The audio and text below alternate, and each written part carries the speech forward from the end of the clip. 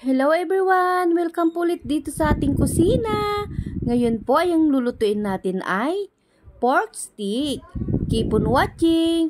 Ang lahat po ng ingredients na ating gagamitin ay ilalagay ko na po dito sa screen. Screenshot nyo na po. Ito yung pork natin guys. Kinat ko na siya ng maninipis. Yan, ganyan siya. Yan. Bali, itong pork natin, 3/4 kilo lang po yan. I-marinate muna natin yung pork natin. Ayan guys, naglagay tayo ng soy sauce. Tapos liquid seasoning. Yung gamit ko pong cup ay 1/4 cup lang po yan. Ayan, lahat po ng ingredients ay ilalagay ko po sa ating screen dito po sa unahan. Tapos naglagay tayo ng calamansi juice. And then maglalagay din po tayo ng sugar. Ayan, para pambalance po yung ating minarinate. Tapos, naglagay tayo ng pamintang durog or paminta powder. Tapos, haluin nating maigi guys para matunaw maigi yung mga nilagay nating sangkap. Ayan, itabi natin. I-marinate natin ng 1 oras o higit pa. Mas masarap pag medyo matagal-tagal nating i-marinate.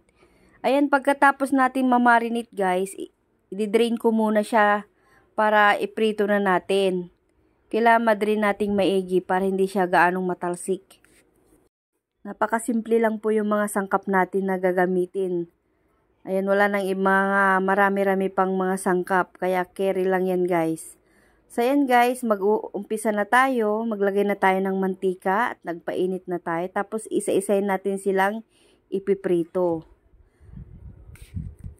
Naku guys, magugustuhan ng mga chikiting nyo to. Masarap din pambaon to guys. Pangmatagalan din ang ulam na to, kahit 3 araw.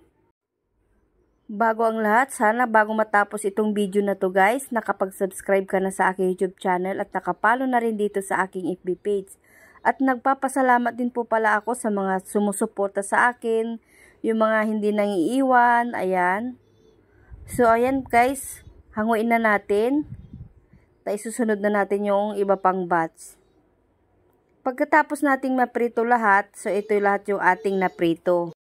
Yun pong pinagmarinitan natin kanina, yun din po yung ating isasabaw mamaya, kaya itabi nyo lang po yung pinagmarinitan nyo. Ayan guys, yung ating pinagprituhan, yun din po yung ating pinaggisahan, hindi ko nalis yung mantika niya. Tapos po yung sibuyas, inislice ko siya ng pabilog. Nagtira din po ako para mamaya pang toppings natin mamaya pag malapit na siyang maluto. Ayan, gisa-gisahin lang natin hanggang sa lumambot yung mga sibuyas natin. Tapos, ilalagay ko na po yung naprito nating pork. Ayan, haluin natin. Pagkatapos po nito, mahalo, ilalagay na natin yung pinag-marinitan natin. Tapos po, nagdagdag din po ako ng kaunting tubig. Tansyahin nyo na lang po yung tubig nyo, wag pong marami. Ayan. Naglagay po tayo ng tubig dyan. Bali kalahating cup lang po yung nilagay kong tubig. Di ko na po napakita sa inyo. So ngayon balikan natin. Bali 15 minutes nating isinimmer siya guys. Ayan, haluin natin. Ang bango, ang sarap ng amoy niya guys. Nakakatakam na. Ayan. Malapit na siyang maluto guys.